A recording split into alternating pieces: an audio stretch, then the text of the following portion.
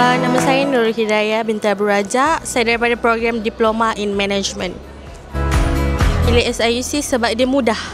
Contoh macam sebab dia dalam mall kan, so easy to access anything. For example macam senang untuk dia cari tempat-tempat yang dia boleh beli makan and everything. Semuanya dekat je sebab dalam mall. Ni camping dengan student sebab dekat situ boleh mengeratkan silaturahim antara staff, lecturer dengan juga students.